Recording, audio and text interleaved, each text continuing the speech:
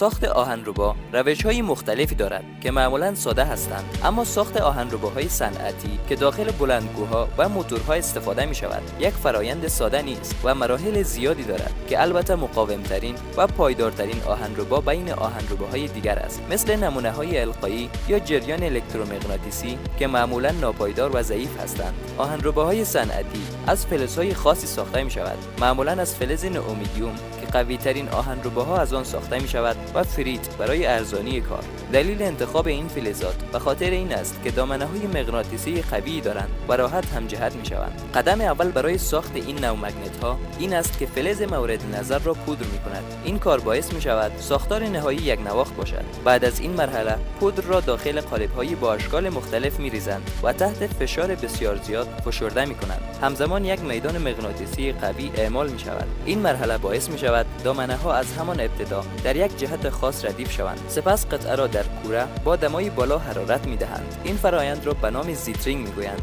که در این مرحله ذرات به هم می‌چسبند و ساختار سخت و یک پارچه شکل می‌گیرد. بعد از پخت با ابزار خاصی برش داده می‌شود تا شکل نهایی بگیرد و بعد از آن در مرحله آخر قطعه را داخل یک دستگاه با میدان مغناطیسی بسیار قوی قرار می‌دهند که یک پالس خیلی قوی بالای آن اعمال می‌شود و باعث همجهت شدن دامنه‌ها می‌گردد که بعد از آن قطعه به یک آهنربای قوی تبدیل می‌شود.